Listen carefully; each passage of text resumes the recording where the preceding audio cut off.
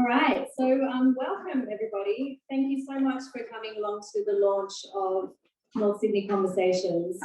We are a volunteer-run organisation inviting people living on the lower North Shore to take part in discussions about issues that we care about, predominantly climate change, as well as women's rights, media ownership, and integrity in government. We feel that the best way to connect with these issues is to hold meaningful discussions with experts, giving us the opportunity to absorb the information, ask questions, and leave the room with a sense of hope.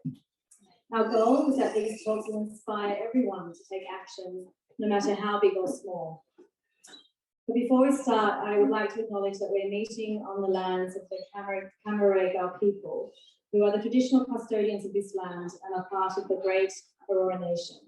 We pay our respects to their elders past, present and emerging.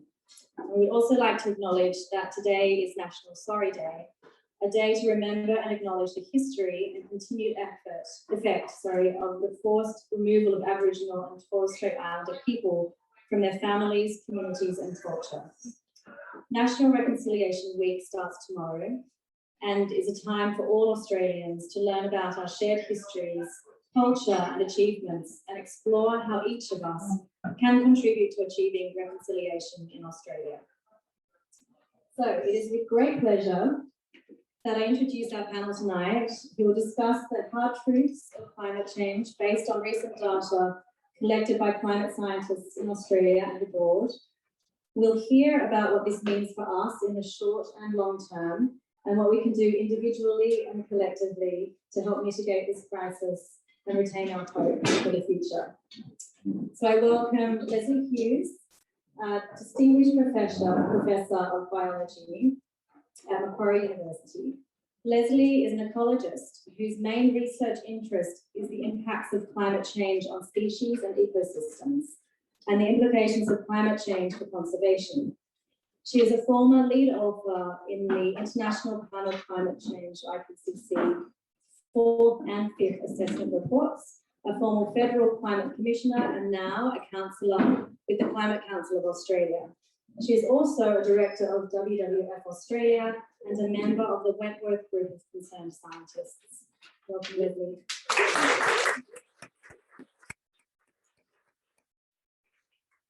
I'd also like to welcome Sarah Wilson, former journalist and TV presenter, author and activist. She wrote the New York Times bestsellers I Quit Sugar and First We Make the Beast Beautiful. Sarah lives minimally, rides a hand-built bike, and is known for travelling the world for 8 long years with one bag.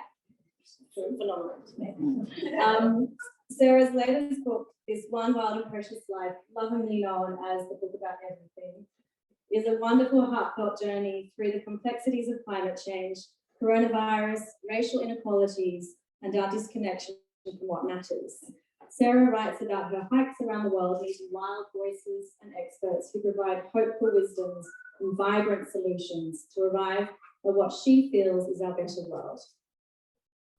Thank you, Sarah. And finally, I'd like to welcome Dan Ilic, 2020 winner of the Australian Comedy Podcast for his fantastic podcast. I love it. A Rational Fear. We need Haitian, no big deal. Not a lot of that could bring that up. I want to bring it up just to say we need Haitian, whatever.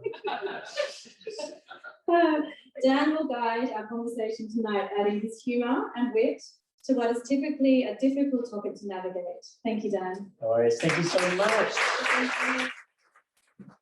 everyone. I just want to start off by saying we're all going to die. Gotcha. It's so good to be back on the North Shore. God, I haven't been here in months. Dan and I are dressed. Yeah. Sarah and I live next door to each other, and we live in Bondi, and we decided to dress for the North Shore. We are dressed as young liberals, and it's very exciting here. Lesley has stuck to her roots as a bikey badass. From where? From Bennelong. Oh God. This is just a warning. I swear in my natural conversation. Is there a problem with strong language? Sorry. Might happen. It just might happen. Please try not to be offended. It's just what happens. It's great. Thank you very much for coming here. This is fantastic to see so many people curious and interested about climate change. It's so wonderful to see people in the same communities come together to listen and talk about it and be part of it, because it's groups like this that really matter and can really shift the dial on a local level and a national level when it comes to climate action. So you guys are absolutely fantastic for coming here and listening to this. This is how revolutions start, in pubs like this. Like you can see the decor. Like it's, I feel like I'm in Hamilton. We're in the room where it happens. It's great. Really good. And we should also let you know the lights might go out, because I know we're getting power from Central Queensland tonight. Coal, as we know, is incredibly unreliable, particularly when the sun is shining. It can just cut out in a minute. It can just explode in a minute. And I want you to know that Sarah and I have come from Bondi, but we've carbon offset our trip for tonight. We've planted these 2 trees. So that is taking all of the emissions we have. We've gone on our journey from Bondi. So, well, it's plastic. It's recycling, yeah. They were Christmas trees, now they're climate trees. Hooray! That's great. So on the panel tonight, we've got Lesley and Sarah, and I feel like the conversations we're going to have tonight are kind of 2 sides of the same story with climate change. And I hope you don't feel offended, but I feel like we've got the IQ and the EQ when it comes to climate change. Yeah. I mean, Lesley is an incredible brain on the science, and Sarah is an incredible heart when it comes to thinking about emotions and grief, particularly when it comes to climate change. So it's really great to have these 2 tremendous leaders in climate action here with us. So let's start off with the IQ, then we'll head to the EQ, and we'll kind of muddle our way through. Lesley, just how fucked are we? Pretty fucked. Yeah, right. Well, yes. Australia has already warmed. I have to use a few numbers. Is that all right? Yep. Okay. 1.44 degrees above pre-industrial levels. Now, I'm sure all of you are familiar with the basics of the Paris Climate Agreement, which is an amazing and very important international agreement, which aims to keep the world to less than 1.5 degrees above pre-industrial levels. So we're already kind of very close to that. And if we can't make 1.5, at least keep us below 2 degrees, because 2 degrees is sort of it's a totally arbitrary number in many ways, but it was sort of picked, we've got to have some sort of target to stay underneath. So 2 degrees was considered reasonable, above which things get really dusty, really dangerous. So at the moment, we're on track for about 3 degrees if we meet all our Paris climate targets 100% and on time. Now, if we don't meet them 100% and on time, these are the global pledges, we're above 3. Now I hear the phrase a lot, we're going to meet and beat our Paris targets by 20 at a canter, by 2050, if not sooner. What does that phrase mean? Well, it's a lie. Right. There's no basis for that. We're not actually heading to meet our Paris climate target at all. And if we do meet it, it will be because for about a year, we had a price on carbon, because it's the cumulative CO2 that counts in the target. When we had a price on carbon, our emissions went down. That's counted as part of our Paris climate target. So if we get there, it will be because of the Labor government introducing a price on carbon. I love this because you hear this all the time from Angus Taylor. I don't know if you're an Angus Taylor follower as closely as I am. He always says, no, we've historically, over the last 15 years, our emissions have been falling. And it only fell when there was a price on carbon. Our emissions have been going up every quarter since before the carbon price and since it was abolished. And they've sort of leveled off a little bit, but that's because of COVID. That's the silver lining of COVID, if there is one. And now they're going up a bit. Do you think Angus Taylor misread his job description? Do you think, oh, was it? I thought I was Minister for Emissions. Yeah, I think George Orwell would be very enthusiastic about Mr. Taylor's ministerial post. For people here living in the North Shore, what are the real effects of climate change in the short term and the long term?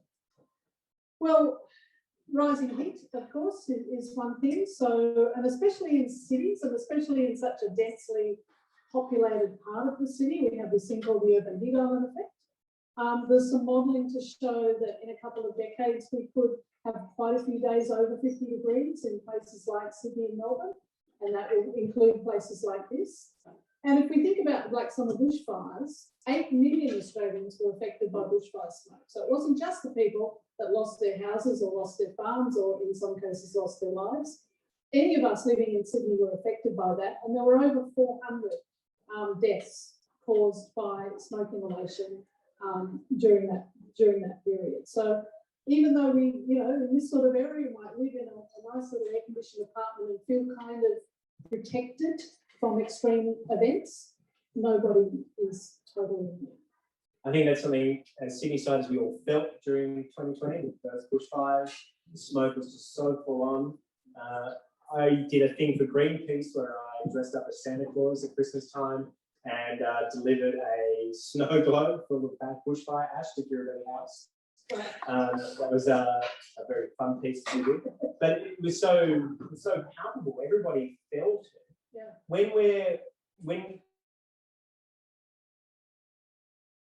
Do you think there was a real wake-up call for Australia? I think it absolutely was, because you know you got up in the morning and you looked outside the window or you breathed in, and it was red and brown and horrible, and anybody with asthma like me, you know, felt it in their lungs.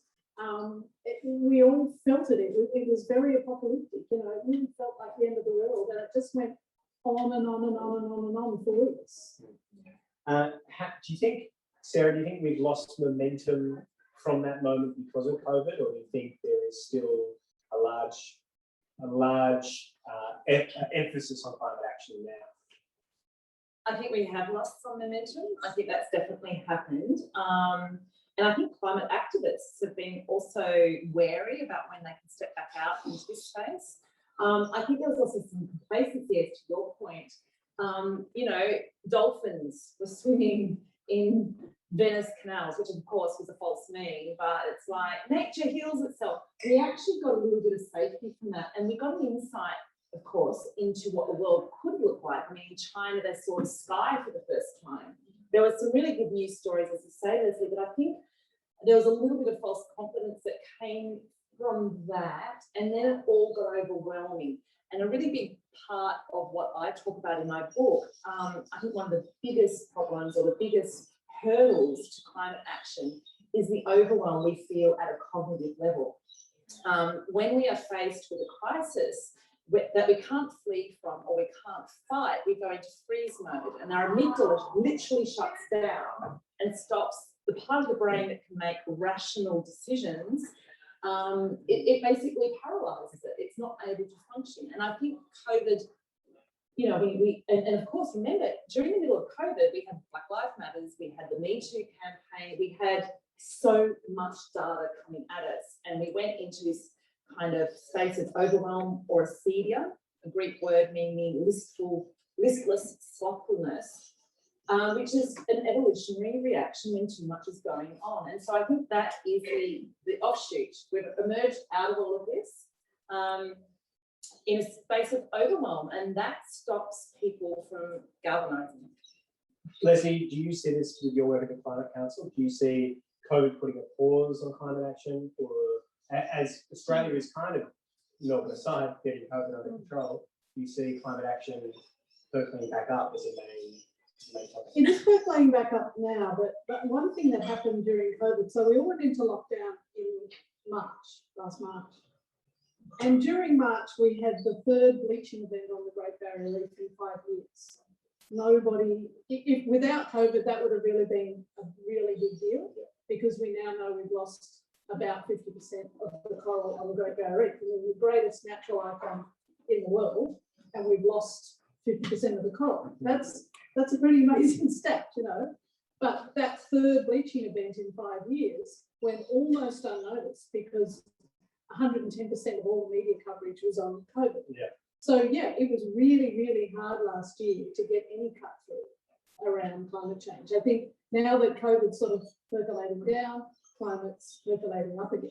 I think it's kind of interesting seeing leadership in the United States on this regardless of COVID. That's fascinating to see. Yeah. At the Global Climate Summit a few weeks back, seeing Biden and all of the US State Department in masks doing a conference with the world to get everyone focused back on climate is fascinating. To see Biden driving an electric ute last week, it was fascinating. Like, it's so strange to see what it's. I guess I'm shocked and got a bit of whiplash to see real leadership on climate from a government. Wasn't it great? It was amazing. Yeah. I just want to add one thing with the bushfires as well. One thing that was a bit of a setback as well is that it focused things on. I agree with you, Lesley, that we had the personal impact, but it was also sort of as we emerged from the bushfires, it was the billion, was it a billion wildlife? That was 3 billion. 3 billion was the number in the end. And that took us a little bit back to the environmental movement of sort of 5-10 years ago, where the climate debate was couched in terms of, oh, we've got to save the animals and we've got to save the planet. And what was extracted from that was, oh, hang on, but we're the ones that the planet will be fine. It's us. Yeah. And if you haven't ever Googled George Carlin, is that his name? George Carlin? Carlin, the comedian, the American comedian. Please Google his spiel on the climate crisis, and it's from the 1980s, I think. And he does this really well. He basically sums up what environmentalism has done for the climate movement, which is to distract us from the fact that it's humans that are going to be wiped out. So I felt that the bushfires took the debate back to that a little. It did. Yeah. So I think, treating climate change as it has been treated a lot, especially by politicians, as just an environmental issue is actually part of the communication problem. Because then people that care about the environment care about climate change, but they're going to care about it anyway. The people that don't care about the environment don't. And actually one of our major, I think, things we need to keep working on is that climate change is a social issue, it's a purity issue, it's an economic issue, it's a health issue. Because then you get everybody, because everybody's interested in something and everybody prioritises something. And so you've got to actually communicate that climate change is an issue for everything. Are you trying to say climate change is going to affect my franking credits? I mean, I'm just looking around this room. That's probably something they're interested in. I assume. I mean, I'm the only one here under 40, I assume, who doesn't have any franking credits. Power to you, my sister. Let's befriend these people. Yeah, so climate change is going to affect more than just the environment. Exactly. Yeah. You're talking about changing the communication strategy. In your book, Sarah, you talk about ways of communicating climate. How have you found when you've been, talking about your book, doing events like this? How do you communicate to an audience the most precious moments for you around this topic? Like, how do you approach that? Yes. What are my devices? Yeah, what are your devices? My devices. So one of them is that I worked to taglines. I'm an ex-ACP and Murdoch journalist. So I worked to headlines and taglines and breakout boxes. My friend and I over there, we work in GIFs. So it's back in my day. One of them I would say is that we've got to make this new way of being, this new way of caring more charming than the status quo. So that's the way that change goes about. We can't actually reverse habits. We're really bad at it as humans, cognitively. And so what we've got to do is create new habits, new ways of living that are more charming, more appealing than the way we've been doing things. And so, I was the former editor of Cosmopolitan, and I make shit sexy. That's what I have always done. And so I do that with this debate, and it's not a sexy issue to try to sort of sell to people, but I do it essentially by creating a reconnection with the thing we're trying to say, which is both humanity and this planet. We are of this planet. We are of nature, and it's really a call to learning to love nature, learning to love our nature again, because we have this incredible capacity. And I broke down you know, you've probably come across Erica Chenoweth's study of all of the activist movement over the last 100 years. And what she found is a bunch of things, but essentially when we engage 3.5% of any given population, then the change that we are either protesting about or writing a petition about happens, 3.5%. And I call it the 3.5%, you know, figure of hope. But the way that we can get there is by reconnecting to what is our nature, and we fire up when we have something to fight for. So we hear those stories of mothers, you know, 50-kilo mothers that can lift a car off their toddler when it's run over the child. We have this ability to rise into action, to rise into what I call kamikaze mode, if we are reminded of what we love.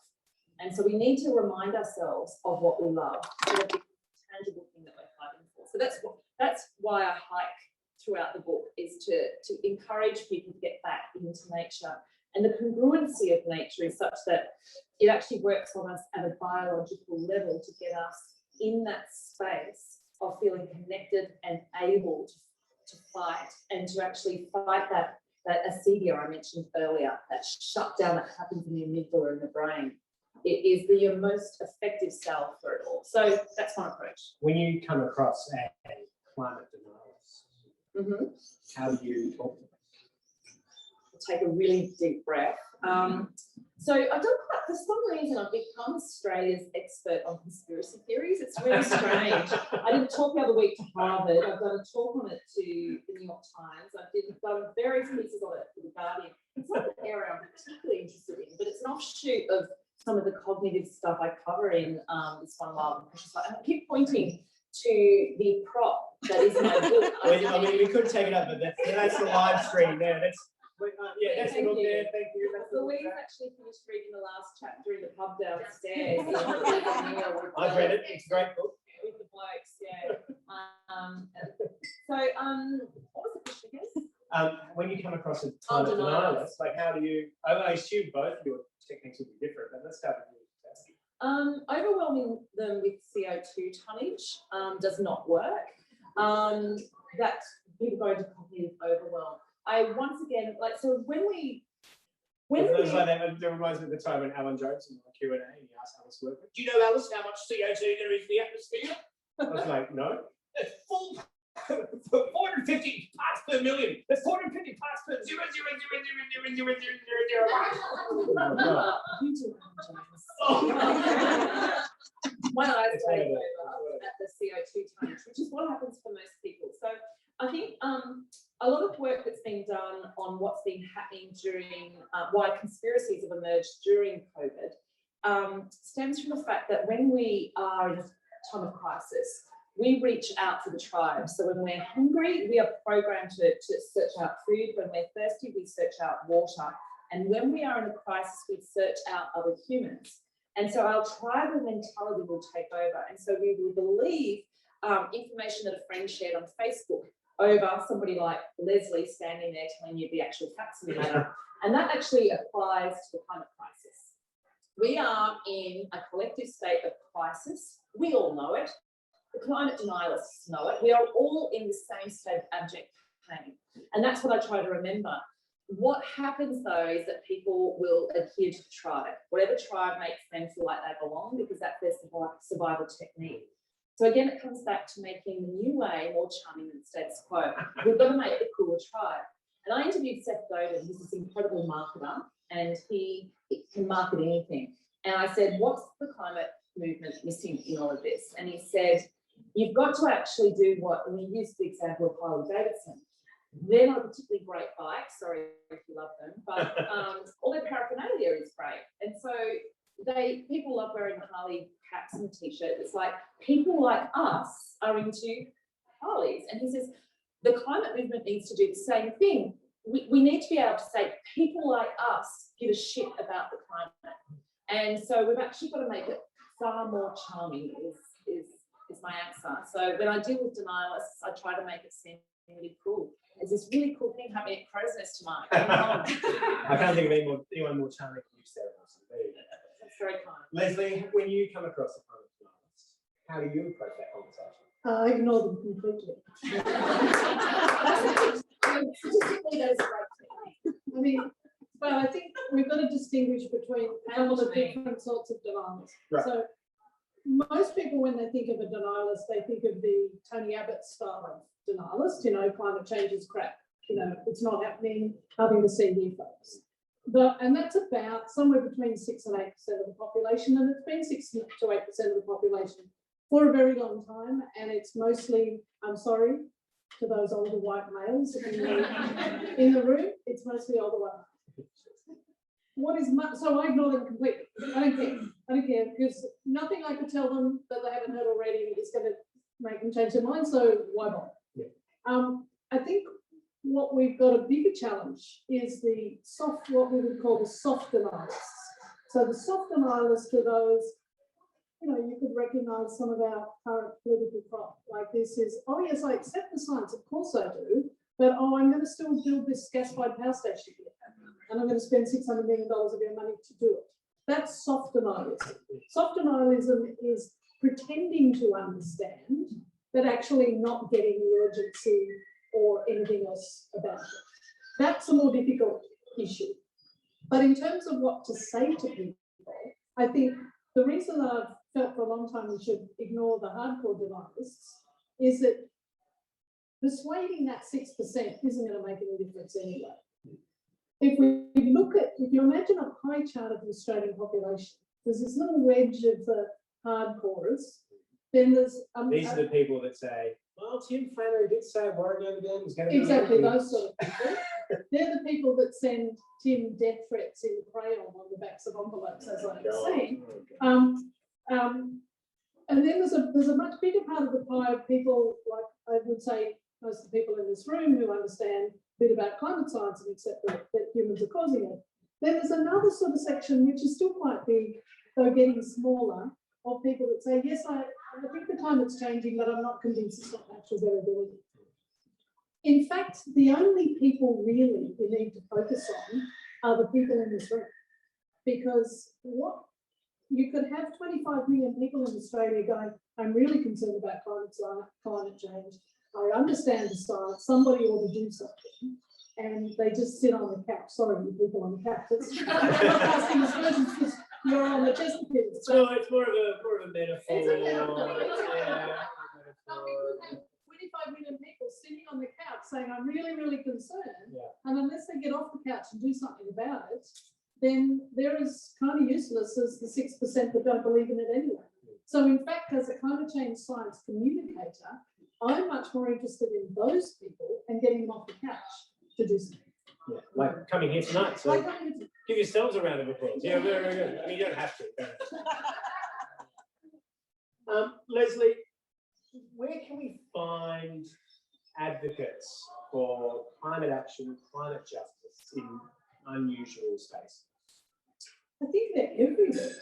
I think they're on every couch. I think climate change means different things to different people, and that's okay. If you're a parent, you might be thinking about it in terms of your kids and your future grandkids. If you're a health professional, you might be thinking about, health issues. If you're a farmer, you're thinking about your livelihoods. They're absolutely at the front line of climate change. So there's not one size fits all. Climate change means different things to different people, and that's fine. We need all of those voices. Sarah? Well, I actually find the old white men the most effective. Like, if we think about what the Climate Council is involved in, of course, is rolling out Greg Mullins and the urgency leaders for climate. He's one of my favourite old white men. Oh my God, it's just like bring out more white old men to do this because it works. Greg Mullins, he's the former chief of the New South Wales Fire Rescue. And he and, was it 10 others or 23? There's 23 in total. Ex-fire chiefs from around Australia got together and lobbied to get the climate declared an emergency and also to make the connection between the bushfires and the climate warming. And I think they did more for the movement than anyone else I can think of. It's a pretty wild sort of circumstances where 6 months before the 2019-2020 bushfires, this group of leaders was like, Front it hey, up. this is a problem that no one ever no one And ever I took can notice tell of. you a little. Please, yeah, this bring is, you I a mean, it's little your story about organisation. Greg. Up to you. So Greg, we knew Greg when he was the fire commissioner, because, well, going back to the beginning of the Climate Council, which some of you will remember, followed on from Tony Abbott abolishing the Climate Commission, of which I was a member. I gave It was $100. that- Sorry, yeah, you're welcome. Thanks, Yeah. thanks. It was the first act of that government. So we started the Climate Council and we raised $1.2 million in the first week, which was pretty amazing. Then we got to the end of that first week and thought, oh shit, what do we do now? We've got all these good people's money and we've got to give them something. And we were coming up to what we thought would be a very bad bushfire season in 2013. So we said, all right, our first report's going to be on bushfires and climate change. And then the Blue Mountains bushfires happened as I was writing the report. So we've had a tradition of talking about, I've written 12 or 13 reports now, and I've said to my Climate Council people that, you know, if you ask me to write one more of those reports, I'm going to come and burn your house down. I'm feeling exhausted and exasperated Yeah. for you. They're basically all the same. You only have to read them. Well, the great thing is you just copy and paste them the next year. It's great. Yeah. And change the numbers. We Yeah. actually do that. But we had been invited by Greg, who was then the fire commissioner, to come and present to his leadership group, because he was always very interested in climate change. He was not a late convert. So we went and presented to him, showed some slides, gave him copies of the report, etc. And then a couple of years after that, Greg retired. We were thinking about new councillors, and one of our other councillors said, why don't we ask, you know, why don't we see if Greg Mullins might be interested? And I thought, that's a fantastic idea. So we actually took Greg out to afternoon tea at the Queen Victoria building. We bought him a cup of tea and an apple strudel, and we said, all it took. It was the best value apple strudel in the universe. And we said, Greg, would you consider being climate councillor? He went, oh, yeah, okay.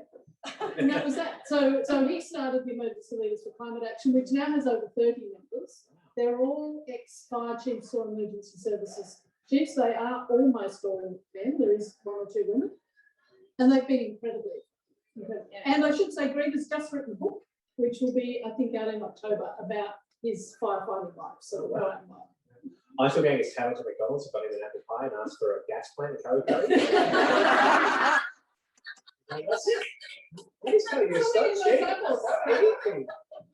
Apple pie. wow, we have formula. Exactly. But yes, I do find that and I often say this, I wander around Bondi recruiting, I spoke to old white men that I know, and go, come on, we need you. The movement needs you. You know, please get a key cut, you know, like be a visual representation of this. When my partner and I leave the house, we make sure we have a key cup in case we you run see into Sarah me. or something. Actually see people walk to the other side of the road and to avoid me, and it's just become this kind of shit. Like, I'm like, what are you doing? And they're like, oh, it doesn't matter. I said, yes, I said 1 billion people, like every day, like. But it's so true that any amount of molecules you could stop from being washing the ocean or being put into the sky, it all helps. Sarah. Which is an interesting point. I'm sure you're going to ask me. Yeah. Yeah. What's that? Well, just about individual action versus sort of the more systemic stuff. Yeah, well, why don't we talk about that now? I mean, the keep cup is part of individual action, but there is a larger question with more systemic stuff. Like there's a report from Indra that came out this week saying that Dow Chemicals is like #1 company for plastics, and they've put like 5 million tons of plastic in the world that kind of exists today. The other thing that came out of that is that Australia produces close to 60 kilos of plastic waste every year per person, and we are at the top of the chart. And people go, oh, well, that's China, India, and America. They're way below us. We are the highest producers of plastics in the world. Oh my God. So, and of course, what's plastic made of? I mean, it fuels the fossil fuel industry. It's all part of it. So we create the demand for that. And so individual action, I appreciate that what has happened with the climate movement, it's very similar to the sugar movement in the tobacco industry, where they blamed the individual. You know, Coca-Cola funded a massive campaign when the anti-sugar movement sort of started, and it was sort of around the time that I entered the realm. Not saying that I was responsible for it, but I was part of that kind of movement in the early days. And they put a lot of effort into that whole calories in, calories out notion, which is scientifically unproven as a thing. And yet we all buy into it because what it did was put the onus on us as individual consumers to get our act together. So you're fat because you haven't done enough exercise, and a Coke is all right as long as you burn it off. And it's not how our bodies work. And it's the same that is happening, you know, sort of in the climate space. We are told that we as individuals are the problem, and so governments can avoid various things and do plastic cleanups and things like that, and that's what we should all be doing. And that is problematic because it diverts us away from the bigger issue, which is the systemic change, and that's where the focus needs to be. However, we enroll in that via our individual actions. And so you start to get a feel for the beauty and the charm of being in this movement when you get a kick out of recycling, when you get a kick out of composting. Having said all of that, also, there is a lot to be, and I think, you know, we cite the fact that I think even if you did all the stuff that Al Gore suggested you do, you know, like drive an electric car, do this, do that, change your shower heads, all the things that we feel guilty about either doing or not doing, you know, not doing enough of. Even if we all did it on the planet, every single person did all of those things, we would only cut emissions by about 20%, is what I've heard. It's industry and it's the systemic side of things that we need to focus on. But once again, the system changes when consumers shift the demand-supply equation. And that happens when we enroll at the micro scale. And we need to actually create a vision, speaking back to, I love going full circle with everything I say, but what Seth Godin was saying, we've got to be able to create a positive image of hope. And so when I see a climate activist as someone who puts, you know, sad emojis on my posts about, you know, whatever it might be to do with climate death, and I see them the next day with a, you know, bottled water, I'm like, what? Like, we need you. We need you to actually look like a vigilant warrior in this movement. So individual action is really important, but then the most important part of this, speaking to the hope equation, is that we need to feel that we are part of something that is moving forward. And there's a lot of climate mobilisation, climate psychology movements that are talking about how we need the best salve to climate anxiety is climate action. And even if it means getting a heat cup, it is the best way to get over that overwhelm and to get over the fear and the guilt and the grief. And I will be honest here, I actually feel the larger problem that we face is we're not going to die of inundation or smoke inhalation. The predictions, and Lesley, you might correct me on this, I mean, we can't predict this to you know, too much accuracy, but it will be from either diseases of despair as we grieve the future that we will not have, and it will be mass civil unrest, because starving people, this is what it's going to come down to, don't just lie down and die. They fight like hell. That is what we're not going to be able to cope with. So we need to get engaged. We need to get people mobilised at a heartfelt level so that there is hope. We've got to drive that hope message, and the individual action is one of the methodologies for that. So you're not writing off individual action and it's got to be both, and not saying, and they both feed each other. It's the system, man, it's not me, but it is both. I tend to veer towards more of the individual action because that's where I can make impact. Lesley and maybe, you know, people working at that, so, you know, like divestment of money side of things, they work at systemic level. I also, you know, at an individual level, one of the most powerful things, of course, is lobbying MPs, which is why we're all here this evening, because that's what we are trying to do, is we're trying to get change at a political level. And that's probably the most important move that we can do. Hope is a big part of your work, but Lesley, it's, you know, despite you talking about doom and gloom so much for the future, hope is a big part of your work too. Well, without hope, you give up. So it's incredibly important not to lose hope. And I think, as I said to you earlier today, Dan, this is Dan and I's second event together today. We haven't seen each other for ages, but you know. My career is basically has constantly been just a series of events where I ask Lesley the same questions. And Sarah as well. Yeah, that's what's happening. But you know, I've come to the conclusion that hope is not just an emotion; it's a strategy, and it's actually a really, really fundamental strategy. Because without hope and optimism, well, then we wouldn't be sitting up here because we'd be off watching Netflix or something. You know, you can't give up. And my mantra was a few years ago, I came across a quote from Desmond Tutu, who's a wonderful man, of course, and I hope I get it right. He said, "Do your little bit of good where you are, because it's all those little bits of good that overwhelm the world." And so every time I feel a bit hopeless and a bit overwhelmed, I just think, all right, I'm going to do my little bit of good. I'll focus on what I'm good at, and I will just keep doing that. And I will hopefully encourage other people to do their little bit of good, and together we overcome the world. And that's the only way we can move forward. It's very inspiring, guys. That's right. Why don't we open up for questions? Do folks have questions here for Sarah and Lesley? The EQ and IQ of climate action is unfortunately. Yes, yeah, go ahead. I'm just interested in a bit more elaboration around how you can encourage people to get off the couch. Yeah, because I have a husband who is on the couch.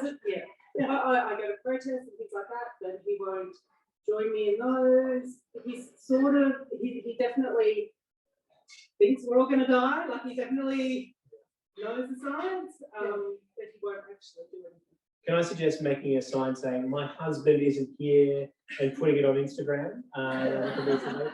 The question is, how do we motivate those to come along the journey with us? Well, I think you've got to think of making things easy for people, because there's lots of things that people can do that actually are easy. You know, we've already talked about, you know, number one is vote. You know, vote for the right person with the right policy. And if we all did that, well, we'd be a lot further advanced. The second thing is move your money. And, you know, there's websites like Market Forces where you can go, and it's really, really easy to find out what your bank and your insurance company and your superannuation fund is doing, and they make it really easy to actually move. It takes a few minutes. It takes a few minutes to send an email to your local member and say, I'm only going to vote for you if you have the best climate policy of all the candidates. So there's lots of things that people can do that you can actually do from the couch, literally, actually, from the couch. Yeah. So, yeah. Sam. Withhold sex. Withhold sex.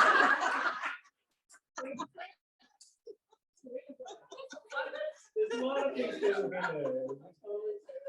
This has been recorded.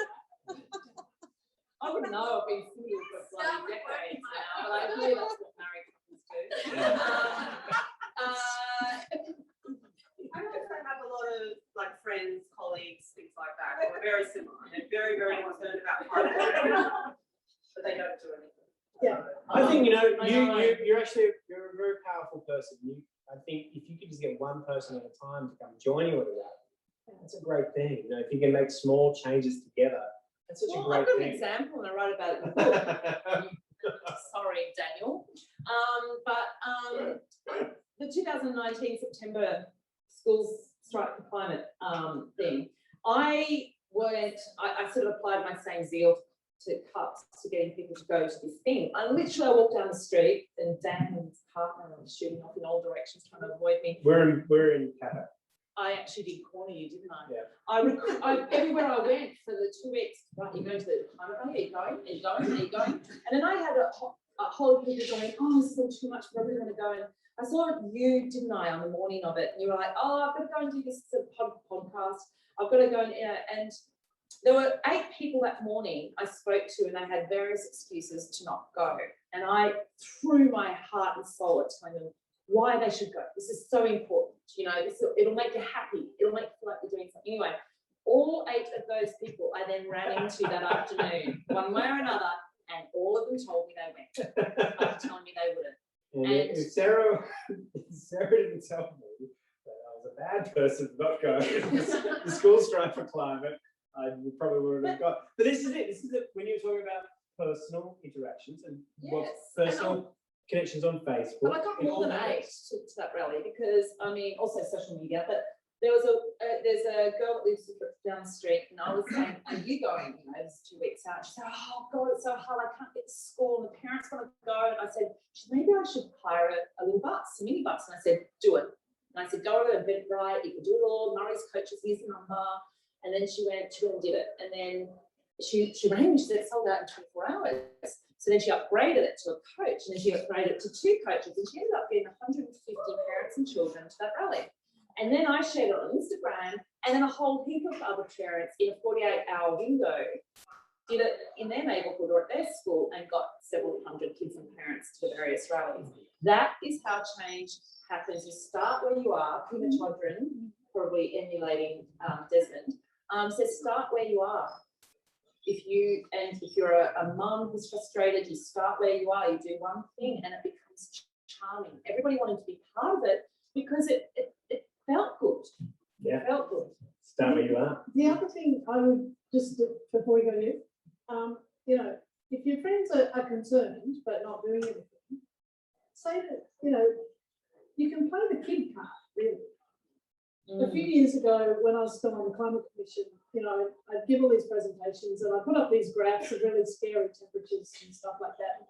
And you just watch people's eyes glaze over because unless you're a scientist, a 2-dimensional graph is very eye-glazing for a lot of people. And I kept thinking, how can I, this is a really scary graph, how can I actually make this real to people that are not scientists who don't do graphs all the time? So I did this experiment where we were giving this presentation up in Mackay. I had George Christensen up at the back. His whip over the shoulder. With his whip, yeah. Dressed a little like this. Yeah. Yeah. But bigger. Yeah. And I thought, okay, I'm going to do something different. So I did a few quick calculations backstage in the green room, actually. And I put up this slide where I showed my lifespan, you know, born in the 60s, if I live till I'm 85 and the average temperature that I will experience likely. My kids are now in their mid-20s, born in the mid-90s. I put up their lifespan. And then I said, all right, if my kids have kids when they're about 30 and they live till they're 85, they will live into the next century. And that actually brings the next century very, very close. It feels like a very long way away for us, but that's our kids' kids. The New York Times did an interactive graphic of that about a month ago, and if anyone's interested, on my Facebook page, I share it where you can type in the age that your child was born, and it will show what temperature it will be at and what life will look like for your child when they hit milestones, when they have their first child, when they hit retirement, and so on. And it's very powerful. And so I showed this as an experiment. And this woman came up to me afterwards and she said, I burst into tears when I saw that because I'm a grandmother and this was the first time that climate change felt real to me. So I think, you know, there are different ways of getting to different people. But coming back to what Sarah said earlier, if you focus on the things that people love, people care about, that's their kids and their grandkids and their families and to an extent their financial security, which is all part of that. And you say, look, this is the future we are leaving our children. Get off the couch. Over here, yeah. Yes, thank you. Well, the first question, observation I make is where are all the blokes? Well, We are in a pub. we commented on how there's more men than usual at a climate event. This is a large number of men for a climate event. Yeah, well, all the blokes that are here, you know, all power to them, but they need to talk to their mates and say, man up, because this is a huge challenge and it can't be just left to slightly more than half the population. The other question I had for you, Lesley, was you talked about Australia being 1.44 degrees pre-industrial. In financial markets, there's a thing about being a high beta stock or a high beta market. And I assume Australia is a high beta country. So when we talk about 2 degrees or 3 degrees, what does that actually mean for Australia? And importantly, I think, what does it mean for parts of Australia, like Western Sydney? Because I think people in Tasmania probably think, oh, an extra 2 degrees, yay, that's fantastic. People in Penrith might not be so. Exactly, yeah. So, I'm just asking a question, and also how do you kind of focus focus on that message to make people Yeah. concerned about what is the real issue. For people on the stream, what does an extra 2 or 3 degrees mean for people in Sydney? Well, let me start with Tasmania, because their main problem is that everybody else in Australia is going to move there. And I joke about that with them, and they think it's funny, but it's actually really true. And it's happening right now. It's happening, so, you know, buy them over. And they're not immune, certainly. They get terrible bushfires as well. Look, if you think about what's happened at 1.44 degrees and the Black Summer bushfires, it is the best example. And everybody says they're unprecedented. You know, and speaking of Tasmania, the area that was burnt in those bushfires was 3 times the size of Tasmania. And it was, you know, all up and down the coast, etc. And everybody said these are unprecedented, and everybody was shocked, but nobody should have been surprised, because it's the sort of event that we've been talking about for years, and it just happened that summer. So we will get more of those. We might not get them every year. We might get them every second year, every third year, every fifth year, but still really bad. We'll lose the reef. We'll have large parts of Australia that will simply be uninhabitable, either because it's too hot or there's no water. There'll be large parts of Australia where we currently grow our food, but we'll not be able to grow our food. Rainfall in the Murray-Darling Basin has declined about 30%, over 30-40% over the last 3 decades. And that's we grow our food, most of it. So there'll be large parts of Australia that won't be habitable. Speaking of Western Sydney, there was a day in January 2 years ago where Penrith was the hottest place on earth. You know, that's a pretty... It was just one day, but that is a portent of things to come. Tropical cyclones are getting more intense, so we're going to have a lot more damage to the top end and to the northern east coast. Cyclones will start coming a bit further down, because cyclones start when you get the sea surface temperature over 27 degrees. So the east coast of Australia is warming, that area is warming faster than almost any other part of the ocean in the world. So between sort of Newcastle and Tasmania is an absolute warming hotspot. Our oceans are already 30% more acidic than in pre-industrial times, and that's going to keep going. So by the time if that keeps going, because the oceans are absorbing a lot of carbon dioxide, which is a good thing for the climate, but really bad for marine life. The coral reefs, if they haven't been completely bleached to death, they will simply dissolve at that sort of pH by the end of the century. So, you know, the magnitude of the loss, as well as species, of course, you know, we already are losing species at about 100 to 1,000 times the past rate in the fossil record. We've already lost species due to climate change. As was mentioned before, we lost 3 billion vertebrate animals in the Black Summer bushfires. And that's an estimate, it's probably an underestimate. We lost 50% of our Gondwanan rainforests, 20% of the Blue Mountains World Heritage Area, but you know, those are the sorts of things we're just seeing more and more and more. And the other... Sorry to be rude, we last. Don't ask questions. But whether you're in Tasmania or whether you're in Penrith, the grief of this picture, because it's not like we don't watch what's happening in the rest of the world on social media and everything. The grief of not having the animals that we grew up with in our childhood picture books. I actually worry more about the psychological side of all of this, rather than the sort of the physical mitigation stuff. We as humans, we don't know how to cope with this level of grief. It's like when stuff that we've expected to exist, as long as we've existed, changes, that's when... And if you speak to young people, the grief is massive. Yeah. Can I ask a question? Professor, you mentioned engaging those who already believe, not wasting your energy. How would you suggest engaging minorities? And if you sort of look around, I'm half Asian, so I've always considered myself not white. I've always often been treated that way too. So what do you do? I have some minority friends that one board, and I thought Voices of Bradford, she might be interested. And she sort of commented, I'm always a bit nervous with getting sort of engaged because, you know, I worry about police profiling or, and this is a real thing for minorities, you know, comedians joke about how if you're a minority, you go to a protest, like even the Black Lives Matter one, the white people are not like, yeah, and the police come, you're like, buckle, right? I have friends in New York City who like, went to the children's march because she's like, I'm an Asian woman who lives alone. If I can hit by double bullets, who's going to take care of it? So there are people who want to get engaged, but maybe that's not super confident about the system working so well for them. But they'd like to be something that they're not. I mean, I can think of that'll be, yes, the world's going to end, but the world can end to me really soon if you're on the wrong side of the system. How do I get someone engaged, or how do I argue for getting engaged?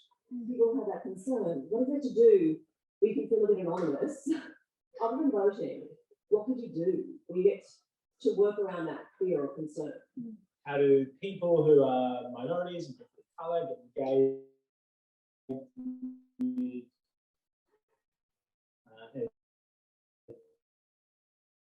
politically content in Australian politics?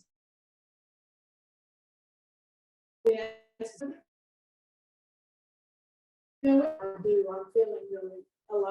I think, and that's also the answer, I think, for people like that. Surround them with your blanket, bring them into your fold, help them feel safe within your groups. I think the onus is on every organiser of a community group of any sort, is to really be very, very conscious of reflecting the diversity of the community that they're in. And I think it's a matter of bringing people in and helping them feel safe. Yeah, I'm Lebanese and I'm not a person of colour, but it's one of those things where I have the immense privilege right now to be part of a group called the Bertha Fellowship, on a fellowship with a huge amount of international journalists, 20 international journalists who are all working in climate action.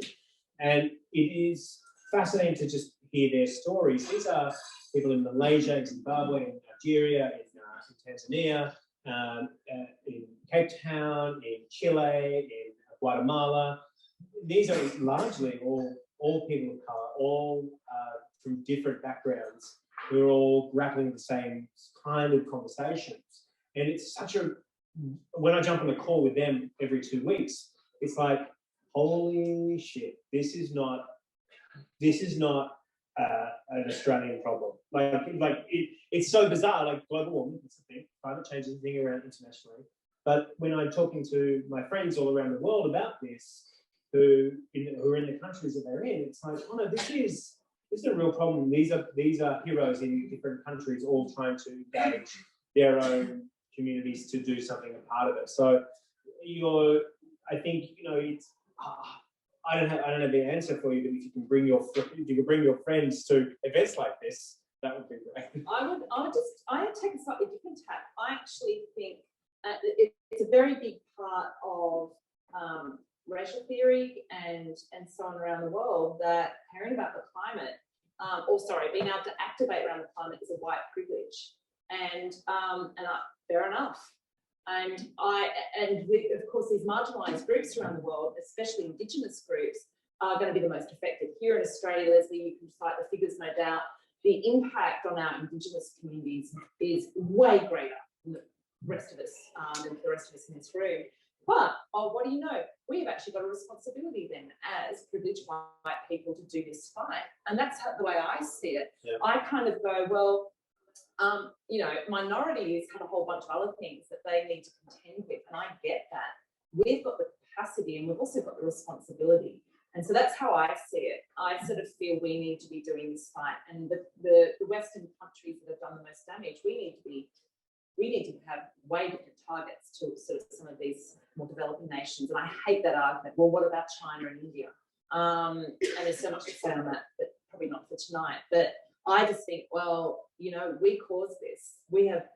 Our privilege stems from industrialization, and now we've got to fix it. Yeah, and we are about to lose a whole race of people in Australia. We're about to lose the Torres Strait. We're about to lose the whole culture. The moment the people who live on the Torres Strait leave the Torres Strait and have to be evacuated to mainland continent, that's a culture gone. It's gone. We've lost a race of people. Australians. We've lost Australians.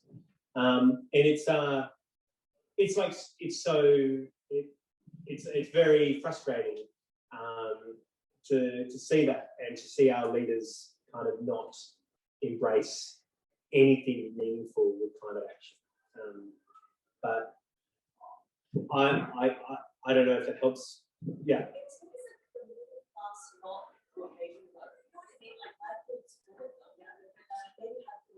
Generation away, their parents go to public detention, right? So it's kind of a family street. This Yeah. fear of police reprisal, or you're not going to be on the ground, but they're totally middle class now.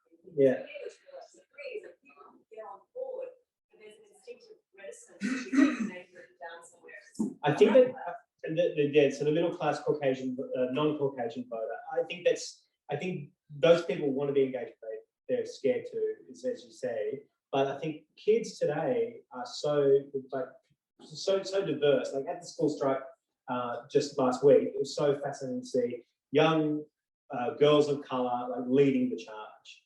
And there's such an emphasis, particularly, I'm part of a youth organisation called FBI Radio, and at FBI Radio, there's such a huge push for diversity and climate justice and climate justice for First Nations people. I'm learning every time I go into a meeting with young people about where the future of this country is going to be. Intersectionality. Well, I mean, this generation, I've got a foster child who's Indigenous, half African, and she is leading her group of friends in all of this. She's very, very vocal, feels very, very confident to go out there. And it's all around this dialogue of intersectionality. And I'm going to intersectionality in. Oh, it's a bit of a segue because we need to wrap. Oh, we need to wrap up. Anyway, I just want to put a button on. I just think it's changing rapidly, and hopefully you will see a lot more people of colour in spaces like this. Thank you, everybody. I'm being told there's one very last question. Sorry, something that Dan just touched on about the issue. I think if we can assume we're all off the couch, we're all doing our big up, maybe solar panels, maybe we're all trying to recycle, maybe we're all trying to lobby on the movement. But I think Dan hit on the frustration that a lot of us feel with the lack of federal leadership on climate change.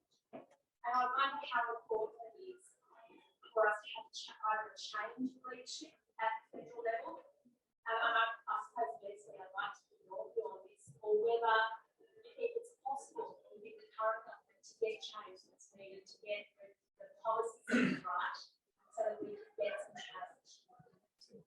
Both those things. I mean, I think we're stuck with this federal government for a while, till the next election at least, maybe beyond. I think they're shifting. They're just sort of shifting at a glacial pace. The glaciers are melting, so and they're melting faster and faster. The glaciers are melting faster than the federal government's moving. They're being pushed. They'll be pulled. I think if Joe Biden and the EU and the UK have their way and impose carbon tariffs on countries like Australia on our exports, then we'll see some pretty big change pretty quickly, and let's hope that happens. If that's what it takes, that's what it takes. But I think we can be also completely blinded by the hopelessness of the federal government to all of the other good things that are happening. So, every state and territory in Australia has a net zero target. The New South Wales government under McKean are doing amazing things with renewable energy, as are some of the other states. Dan, these 2 days has been facilitating an online conference of local governments acting on climate change. And then we've got community groups and we've got business really moving. So yes, it would all happen so much faster, and we would be less embarrassed on the world stage if the federal government actually acted in the economic best interest of Australia, which they are not. And Toscano gave a talk today about that. Yeah. But there's lots of other things happening at the same time. We've just got to keep pushing from below, vote in better politicians, and let's hope the EU and Joe Biden have their way. Local governments are doing their part, corporations are doing their part, state governments are doing their part, the federal government are fucked, but people like us in this room can change that within 10 months. Yeah, and voting, there's the opportunity to vote for climate oriented independence. You can hold the balance of power, which is probably going to be a reality.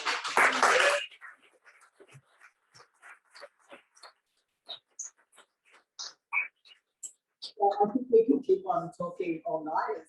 We've just demonstrated. We've actually only got 6 more years to keep talking, so and then we'll have to stop forever. True. But in terms of the conversation that was what we sought to do tonight, thank you to our fabulous panel for facilitating that and everybody here for engaging in that. And I know there are lots more questions. I'm sorry to cut you off, but we've got people online as well. And we had to go on a wrap at 8 and let you move on to have a drink and chat with each other. So I know on that basis too we could keep going. Just wanted to formally thank our panel tonight. Fabulous having you here.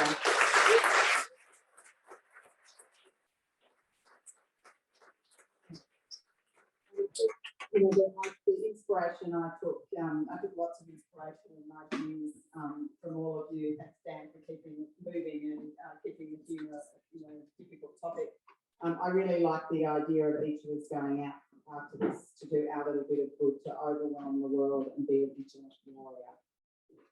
Before we conclude the formal part of the evening, we'd just like to share some resources. If you want to take a photo, please feel free to do that. You can see on there the information about Sarah's book and Dan's podcast. There's also some of Sarah's books, but we'll have it at the back after if anybody wants to buy one.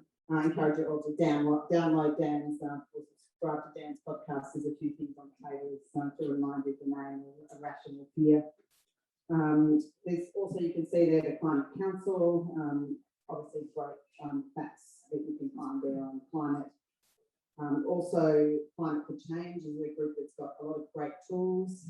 They also have local facilitators who can come to your home to facilitate a climate conversation. So if you've got people who are on the couch and you want to bring into something that maybe is a little less intimidating, an option is to invite them to come over to your house for a climate conversation with one of these trained facilitators. So if that's something that you're interested in, see me, Susie Bessel, one of the trained facilitators is waving me at the back. Sydney Boone is one of the Climate for Change facilitators. So she does a great job. Excellent. So you can see Sibby or you can see me, Susie Bessel or Trine Barter who opened the evening.